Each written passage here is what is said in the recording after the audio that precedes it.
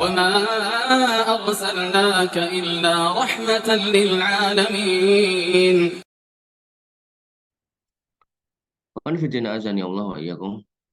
Kemudian kebaikan itu tentu berdasarkan hidayah. Nah, hidayah itu ada dua. Banyak orang yang tidak berupaya melakukan faktor-faktor yang mendukung pendidikan bagi anaknya dan tidak pula mengerahkan usaha agar anaknya dapat tumbuh dewasa di atas ketakwaan. Nggak usaha di atas ketakwaan, akhirnya anak pun jatuh ke dalam kemaksiatan lantaran pengabaian orang tua pada hidayah. Hidayah apa itu? Satu, hidayah dilalah, dilalah wa irsad, yaitu hidayah petunjuk dan bimbingan, wabayan dan penjelasan. Hidayah dilalah wa irsad, wabayan.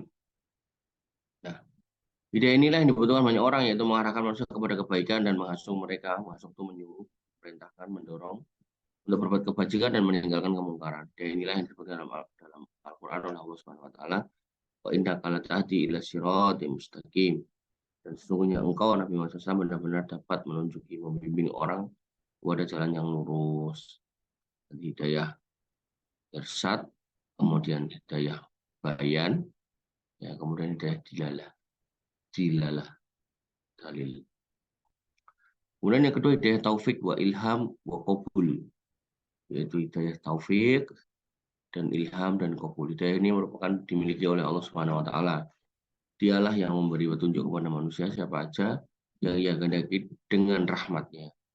Allah Subhanahu Wa Taala berfirman, Innaka latahdi man ahbabta walakinnallaha yahdi man yasha wa huwa a'lamu bil muhtadin.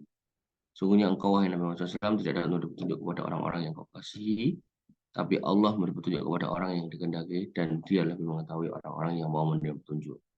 Ya, jadi pada hidayah yang pertama ini adalah sifatnya adalah petunjuk, yaitu belajar gitu. Apakah setiap orang yang belajar ilmu kemudian dapat petunjuk? Belum tentu. Makanya dia minta kepada Allah Subhanahu Wa Taala. Dan sinau belum tentu, ya, apalagi nggak sinau gitu. Masalah ini. Ya sama kayak orang sekolah. Orang sekolah itu belum tentu itu bisa digunakan untuk cari kerja ya. Apalagi kalau nggak mau sekolah. Orang dagang aja belum tentu beruntung atau apa namanya mendapatkan keuntungan. Apalagi nggak usaha tambah. Dan firman Allah Subhanahu Wa Taala, In alaika illal bala. Sungguhnya kewajiban Muhammad tidak lain adalah menyampaikan.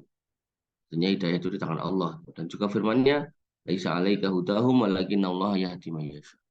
Bukanlah kewajiban kamu Muhammad untuk memberi petunjuk kepada mereka kan, tapi Allah lah yang memberi petunjuk kepada siapa saja. Allah Ta'ala alam.